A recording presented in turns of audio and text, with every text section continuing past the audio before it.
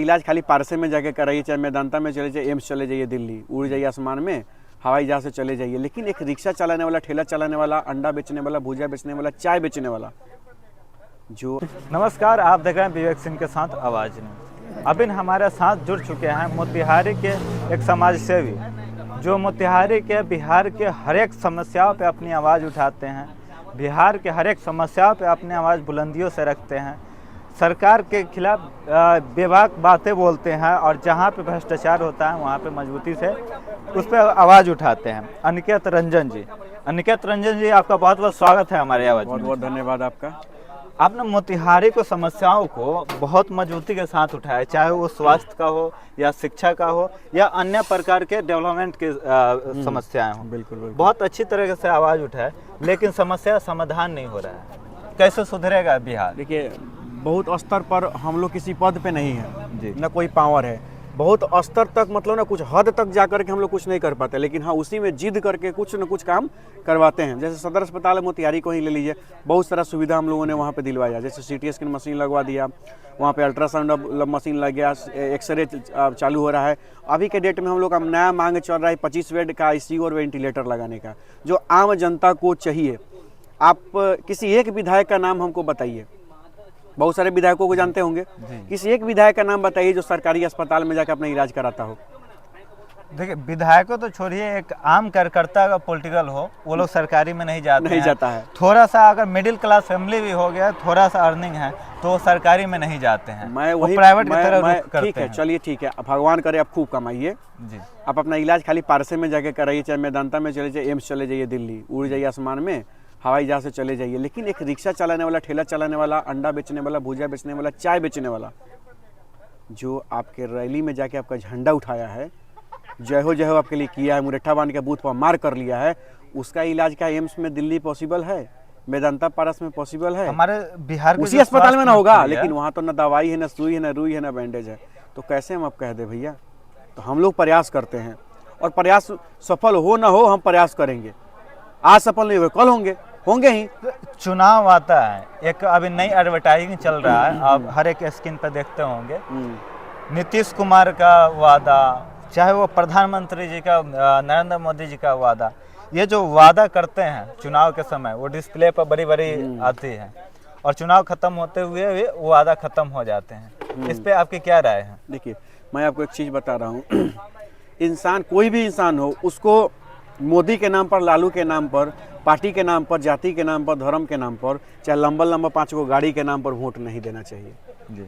Vote आदमी के quality पर देना चाहिए। उस आदमी के अंदर काम करने की क्षमता है कि नहीं है, नेतृत्व करने की क्षमता है कि नहीं है, वैसे लोगों को चुनना चाहिए। न कि मोदी के नाम पर कहता कि मोदी जी के पार्टी से कुत्तो चलाई तो ओकरा के हम वोट दे, हम लालू जी कुत्ता के माला पहना के भेज दिए ओकरा के वोट दे हम। तो भैया जब कुत्ते के हुआ वोट दे हम, तब विकास की उम्मीद क्या करते हैं? अभी आपने बोला हाँ, जाति के आधार पे आप वोट नहीं दीजिए। बिहार में जातीय जनगणना हुआ, कितना खर्चा हुआ था पता है? 500 करोड़। अच्छा, ये समाज पे कितना खर्चा हुआ था पता है ना? समाज पे क्या प्रभाव पड़ेगा? 500 करोड़ खर्चा हुआ था ना। अगर उस 500 करोड़ खर्चा के जगह पर अगर आप किसी इन्वेस्टर लोगों से आग्रह किए होते कि आइए हमारे बिहार में इन्वेस्ट करिए, कंपनी खोलिए, तो वही बिहारी मजदूर बिहार से बाहर जाके मजदूरी नहीं करता, वो सारा का सारा मजदूर बिहार को ही आगे बढ़ाता, बिहार में ही मजदूरी करता। तो आप तो किसी को कहिएगा नहीं कि आगे फैक्ट्री खोलिए। कोई फैक्ट्री खोलने आएगा भी तो आपका नेता लोग पहले ही परसेंटेज बांधने लगता है, तो कैसे उपाय होगा, कैसे समाधान होगा? जनगणना पे 2024 का चुनाव लड़ा जा रहा है, बोला जा रहा है हमारी सरकार आएगी तो पूरे देश में जातीय जनगणना करेंगे। समाज किस तरह जा रहा है? आप अंदाजा लगा लीजिए ना समाज। अब की बात देखिए, बहुत सारे ऐसे जगह जहाँ समाज के जो लोग हैं, जो मेन वोटर हैं, जात के नाम पर भी वोट नहीं देंगे और धर्म के नाम पर भी वोट नहीं देंगे। अब की बार विकास के नाम पर वोट होगा, शिक्षा के नाम पर वोट होगा, अच्छा स्वास्थ्य सुविधा के नाम पर वोट जरूर होगा। नौजवान लोग तो जरूर इस प्रकार का ध्यान रखेगा। आप चंपारण के धरती से आते हैं, चंपारण देश को आज़ादी दिलाई। हम यह एक राजनीतिक और देश की राजनीति से मैं आपसे एक सुझाव चाहता हूँ कि अगर जो 2024 के चुनाव होने वाले हैं, किस मुद्दे पर चुनाव होनी चाहिए? देखिए, मुद्दे पर क्या होनी है, मुद्दा तो यही हम लोग के नज़र, अगर किसी नौजवान सामाजिक कार्यकर्ता है, सामाजिक कार्यकर्ता के, देखिए मैं आपको बता रहा हूँ, मैं एक चीज़ बोला हूँ, आप उस पर ध्यान नहीं दिए हैं। कि कोई एक विधायक का नाम बताइए जो अपना सरकारी अस्पताल में इलाज कराता हो, या किसी एक विधायक का नाम बताइए जो सदन में खड़ा होकर, चाहे सांसद का ही नाम बताइए जो संसद भवन में खड़ा होकर यह बोला हो कि अध्यक्ष महोदय हमारे पास एक प्लान है और इस प्लान पर अगर आप काम करते हैं तो हमारे क्षेत्र के 20,000 लोगों को रोजगार मिल जाएगा। आपने सुना है किसी वीडियो में आज तक किसी नेता के मुंह से बोलते हुए? ऐसे नहीं सुना होगा। तो सीधी सी बात है, तो अब की बार वैसा नेता चुना जाएगा लोगों के द्वारा जो रोजगार की बात करे, रोजगार की व्यवस्था की बात करे। कहीं ना हो, कुछ ना हो तो कम से कम प्रयास जरूर करे। जाति धर्म के नाम पर तो हमेशा वोट होते आया ही है, पार्टी के नाम पर तो वोट होते आया ही है। अब मोदी के नाम पर और लालू के नाम पर कहिए वोट दीजिएगा जी। अब नौजवान को तो अपना सोच बदलना होगा। ठीक है, बाबूजी ने गलती किया तो बेटो गलती थोड़े ना करेगा। बाबा के पास मोबाइल ना रही तब बेटा लंग मोबाइल है कि नहीं, पोता लंग मोबाइल है कि ना। तो सीधी सी बात है, अगर आपके बाप दादा ने अगर गलती किया तो ऐसा नहीं मैं मतलब कि आप भी गलती करेंगे। आप सुधार करिए ना, आप नौजवान है ना। आप जाते हैं ना, एक चीज़ अब मैं आपको बता रहा हूँ, किसी मंत्री के बेटे को नहीं किसी चीज़ की आवश्यकता है, स्ट्रगल आपको करना है, उसको जाति प्रमाण पत्र की आवश्यकता नहीं है। अच्छा, आपसे एक सीधा मैं नेता क्वेश्चन करूं। सुनिए, कंप्लीट करने दीजिए। नेता के बेटा को जाति प्रमाण पत्र की आवश्यकता नहीं है, आवासीय की आवश्यकता नहीं है, आय प्रमाण पत्र की आवश्यकता नहीं है। किसको है? आपको है। आप वोटर हैं, आपको ज़रूरत है। आप लाइन में खड़ा हुए धक्का खाइए नहीं तो घूस दीजिए, उसको ज़रूरत नहीं है। क्यों? हम जिसको वोट दिए उसका बेटा MBBS पढ़ेगा विदेश में, हमारे बेटा के चपरासियों नौकरी ना, ओकर मैट्रिक फेल बेटा उप मुख्यमंत्री बनेगा, हमारा BA पास बेटा चपरासियों नहीं बनेगा। मैंने कहीं न्यूज देखा था, शायद हाँ, एक प्रशांत किशोर जी हैं। हाँ, उन्होंने बोला था लालू जी अपने बेटों के लिए ये किए, 9वीं फेल बेटा को भी मुख्यमंत्री बनाने के लिए भरपूर प्रयास वही किए। तो मैं बोल रहा हूँ ना। क्या एक आम जनता का लड़का अगर BA कर लिया है, लेकिन किसी बनने लायक है? दुर्भाग्य तो तब होता है ना कि जिसके घर में 4-4 ग्रेजुएट लोग बेरोजगार बैठे हुए हैं, वो भी RJD चिल्ला रहा है। शर्म आना चाहिए वो लोगों को। तुम झंडा किसका उठा रहे हो? नैतिकता तुम्हारे अंदर का मर गया है, इंसानियत तुम्हारे के अंदर मर गया है। 4 बेटा तुम्हारा रोज बेरोजगार ग्रेजुएशन करने के बाद बउआ रहा है, फिर भी तुम एक 9वीं फेल आदमी को तुम मुख्यमंत्री बनाने के लिए चिल्ला रहा है। शर्म आना चाहिए। चूल्हू भर पानी में लोगों को डूबने का भी जगह नहीं मिलेगा। अच्छा, अनिकेत रंजन मोतिहारी और चंपारण का बहुत बड़ा चेहरा है। 2024 के इलेक्शन में लोकसभा में इंडिया वर्सेज NDA है। चंपारण में इंडिया है ना NDA है, केवल अनिकेत है। तो अनिकेत रंजन इंडिविजुअल रहेंगे? नहीं, इंडिया है ना NDA है, अनिकेत है केवल। एक बार ध्यान में रख लीजिए। आपका झुकाव किस तरफ से रहेगा? चलिए मोतिहारी को मेरा झुकाव सिर्फ दिल्ली के तक हम देखते हैं। मेरा झुकाव सिर्फ जनता की तरफ रहेगा। आप मोतिहारी से सांसद बनते हैं, किस तरह आप जाएंगे? 6 महीना कोई और 6 महीने आपके चैनल पे करें, 6 महीने अगर जीते तो 6 महीना कोई विकास का काम नहीं करेंगे। न रोड बनवाएंगे, न नाला बनवाएंगे, न स्कूल बनवाएंगे, न कॉलेज का रोड बनवाएंगे, कुछ नहीं करेंगे। 6 महीना कोई विकास का काम नहीं। 6 महीना करेंगे सिस्टम का सुधार, जिसमें 1% विकास का कोई काम नहीं करेंगे। सिस्टम सुधारेंगे कि अगर किसी कार्यालय में जाते हैं तो आपको सांसद का फ़ोन नहीं कराना पड़े, विधायक का फ़ोन नहीं कराना पड़े। विधायक फ़ोन करा दिए, सांसद फ़ोन करा दिए, तो सांसद और विधायक फ़ोन करके आपका काम करा दिया तो एक पैरवी ना हुआ भाई। आपका वो सिस्टम नहीं ना सुधरा रहेगा। वो मेरे पास ब्लूप्रिंट है उसका, मेरे पास प्लान है, मैंने प्लान तैयार किया है। और उसका फिर कभी जब नेक्स्ट बार अगर प्लान का थोड़ा सा कुछ आइडिया ऐसा कुछ नहीं है। जब मेरा घोषणा पत्र, जब चुनावी घोषणा पत्र हम निकालेंगे ना, उसमें सारा बजाबते हम देंगे। अभी आपके चैनल पे बोलेंगे तो हो सकता है कि उसको अपने घोषणा पत्र में लोग लिख लेगा। अच्छा, कोई चोरी ना कर ले, कॉपी कर लेगा। इसलिए हम जो मेरे पास जो प्लान है, मैं अपने घोषणा पत्र में उसको लिखूंगा और जनता के घर घर तक पहुँचाऊँगा। अच्छा, मैं ये एक और क्वेश्चन आपको बोलूँगा। सारे जो विपक्षी दल है एक अलग गठबंधन बनाया है, बीजेपी बोल दिए, कहने का NDA है, लेकिन वो सिंगल पार्टी बीजेपी ही है। क्या लगता है इस पर कोई प्रभाव पड़ेगा? देखिए, हमको क्योंकि एक आप राजनीतिक परिवेश चीज़ आपको बताएं, समाज में यही चलता आ रहा है। एक बड़ा 10 रुपये चुराया है, एक बड़ा 20 रुपये चुराया है, एक बड़ा 30 रुपये चुराया है। तो हमने सोचते हैं कि 10 रुपये जो चोरौले भाई तनी ईमानदार चोर बा, तनी कम चोरौले बा, चलो अब की बार एकरा के जीतावल जाओ। तब मतलब ऑप्शन चोर का ही है, थोड़ा कम है, ज़्यादा है। तो कम चोर को हम लोग जिता देते हैं, तो भरपूर चोरी करता है। अब भरपूर वाला को जिता नहीं सकते हैं। मतलब कि इससे नाराज होते तो एकरा लंग, एकरा से नाराज होते तो ओकरा लंग। मतलब कि विकल्प नहीं है। आप विकल्प नहीं है। हम इसी चीज़ पर लाना चाहते हैं। आपने कहा, आपके जैसा आज के डेट में लाखों लोग कहते हैं चंपारण में कि विकल्प नहीं है, तो आपको बता देना चाहते हैं, आपको भी और आपके जनता को भी, कि विकल्प भगवान ऊपर से नहीं देंगे, विकल्प आपको बनाना पड़ेगा, विकल्प आपको चुनना पड़ेगा। बिहार की जनता आपके जातीय क्षेत्र में का, सुनिए, ग्रसित है, आपके क्षेत्र भाई का कोई भतीजावाद नौजवान, में हम सुनिए, ग्रसित है, आपके क्षेत्रीयवाद क्षेत्र का में नौजवान ग्रसित कोई है। लड़ता है चुनाव, तो आप कहिएगा हमरा एगो वोटवा से जीतबो थोड़े के जियान करो, तो वहीं तो आपका समाज हार गया। वो लड़का नहीं हारा, समाज हार गया आपका, आप हार गए। आप दीजिए ना पहले वोट, उसको जीतता है कि नहीं जीतता, वो छोड़ दीजिए उसका किस्मत पे। अनिकेत रंजन सांसद मोतिहारी से बनते हैं, पटना से वादा कीजिए 5 काम जो सबसे पहले आप करेंगे।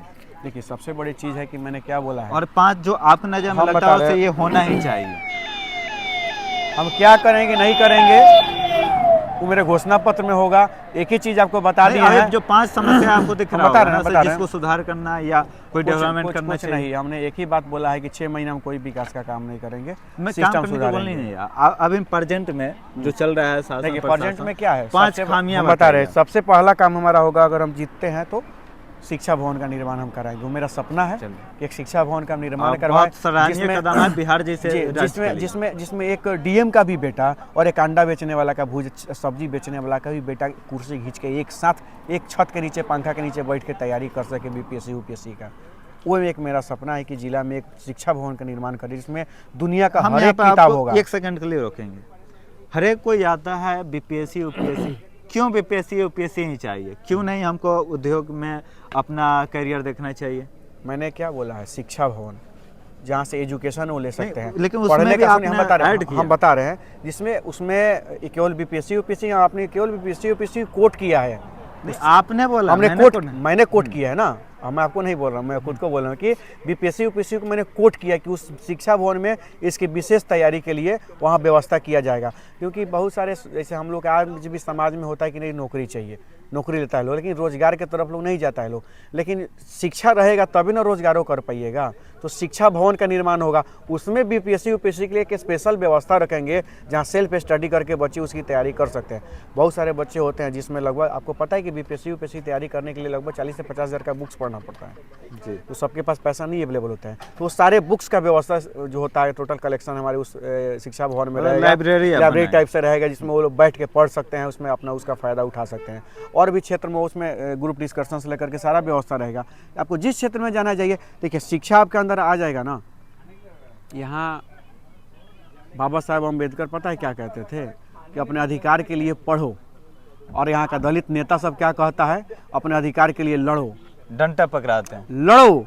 तेरे भाई जब लड़ेगा तो ना वो पढ़ पाएगा, ना उसका विकास हो पाएगा। तो बाबा साहब ने क्या कहा था कि पढ़ो, पढ़ोगे तो अपने आप तो अपना चलिए, हाथ आपने लगेगा, बोला मिल से, हाँ, बाबा साहेब और दलित लोगों को अभी लटका। अभी एक भीम सेना है, आपने सुना होगा और चर्चा में भी सुने है। हैं कभी वो कहता हो कि पढ़ो, तो वो किस दिशा में जाता है? अरे बाबा भाई, साहेब भीमराव भाई, अम्बेडकर के वो राहों ना- पे बोलते हैं हम ना- चल ना, रहे हैं। नहीं चलता है। आपने सुना है कि पढ़ो कभी भी उसके मुंह से? हमें कहता है कि लड़ना है, फाड़ देना है, चीर देना है, ये करना है, वो करना है। तो जो लड़ने की बात करता है वो क्या समाज का विकास करेगा, क्या शिक्षा की बात करेगा, क्या रोजगार की बात करेगा, क्या समाज उत्थान का बात करेगा? उसे होबे नहीं करेगा मर्दे। चलिए, अनिकेत रंजन जी, आपने मोतिहारी और चंपारण की जनता से कुछ बोलना चाहे, संदेश देना चाहे? हम बोलना नहीं है हमको कुछ भी। हमने कुछ काम किया अपनी है, बातें हम बता रखने रहे चाहिए। हैं, हमने काम किया है। अभी हम काम कर रहे हैं हेल्थ कार्ड पर, जो 50,000 हमारा हेल्थ कार्ड छपा है, बना है, जो हर घर में हम पहुंचाने का काम कर रहे हैं। वो ये हेल्थ कार्ड है, मैं आपके कैमरा पर मैं इसको दिखा भी दे रहा हूँ। ये हेल्थ कार्ड है, और इस हेल्थ कार्ड का मतलब है कि हेल्थ कार्ड जिसके पास रहेगा उसका 50% छूट पर उसका काम होगा, उसका इलाज होगा, जांच होगा, एक्सरे होगा, अल्ट्रासाउंड होगा, सब होगा। क्योंकि कोई ऐसा परिवार नहीं है हमारे ज़िले में जिसका मिनिमम 20 से 25 हज़ार रुपये सालाना खर्च हो जाता है केवल फालतू के जांच में। तो कम से कम ये कार्ड आपके पास रहेगा तो 50% ही अगर आपका बचाते हैं तो 10 से 15 हज़ार तो आपका बचा दिए। ये अपने पर्सनल, ये पर्सनल का, हाँ, ये पर्सनल मेरा चीज़ है। और इसमें बहुत सारे डॉक्टर भी हमारा सहयोग कर रहे हैं, इससे उनके आभारी भी हैं। और भी कुछ डॉक्टर लोगों का नाम इसमें ऐड हो रहा है। तो हमारा यह प्रयास है कि ज़िले के हर एक व्यक्ति के लिए यह कार्ड होगा। हर एक व्यक्ति, चाहे वो जन्मा हुआ बच्चा हो, चाहे 90 साल का बुजुर्ग, सबको फ़ायदा होगा इस कार्ड से। चलिए, आपने बहुत अच्छा चीज़ें बताया और बहुत अच्छा एक अभ्यास है बिहार के 16 लिए। जनवरी को इस कार्ड का लॉन्चिंग है, मोतिहारी में प्रेस कॉन्फ्रेंस होगा, आप सभी को हम आमंत्रित करेंगे, उसमें सबको आना है उससे इसमें। पहले आपने दर्शकों को दिखा दिया है। चलिए, बहुत बहुत शुभकामनाएं हैं मेरे आपके साथ। जो आप जैसे लोग बिहार की राजनीति में आए, बिहार की दशा और दिशा बदले, ताकि जो बिहार की एक छवि लेबर प्रोडक्शन के तौर पर देखा जाता है, बिहारी एक गाली जो समझा जाता है, वो बिहारी एक गर्व के रूप में आए। जैसे पंजाबी एक बिजनेसमैन मॉडल दिखाता है, हम लोग हरियाणवी एक समझते स्वैग होंगे, दिखाते हैं। हम तो बिहारी एक स्वैग और बिल्कुल एक होगा। अलग मॉडल क्यों नहीं बिहारियों बन का सकता? स्वैग बिहार में पूरी तरह से नहीं, पूरे बिहार में, हिंदुस्तान क्या विश्व के कोने कोने में बिहारियों का स्वैग है। लेकिन कुछ लोग बदनाम करने का साजिश करते, तो उनको जवाब देने का हम लोग काम करबे करते हैं। हाँ, कुछ भ्रष्ट नेताओं के चलते बिहार की बदनामी होती है, तो उसको भी हम लोग धीरे धीरे सुधार करिए लेंगे। विशेष आने वाले टाइम में सब आपको दिखेगा ही। आपसे बात कर बहुत अच्छा लगा। बहुत बहुत धन्यवाद आपका। और उम्मीद करते हैं से अगर आप जीत के आएंगे तो मोतिहारी का विकास कुछ अलग दिखने को मिलेगा। विकास जो तो अभी का इनका काम है। तो बिना और जीते जो भी हम लोग करते हैं, भ्रष्टाचार है, लेकिन जो अभी ढंग से होगा, थोड़ा जीतेगा आदमी, तो जो अपने हिसाब भ्रष्टाचार से के होगा। खिलाफ आप आवाज उठाते हैं, उस आवाज को शायद उस भ्रष्टाचार को ही रोक दे, से आवाज की जरूरत न पड़े। सीधी सी बात है, हमने क्या कहा है, एक सिस्टम सुधारेंगे, विकास नहीं करेंगे 6 महीने, लेकिन सिस्टम सुधार देंगे ताकि भ्रष्टाचार ना हो। उसी के लिए हम उसी को कोट किए हैं थोड़ा सा। आप देख रहे थे पटना से विवेक सिंह के साथ आवाज न्यूज। अभी के लिए अलविदा, देखते रहिए और बने रहिए हमारे न्यूज के साथ। हो गया आपका।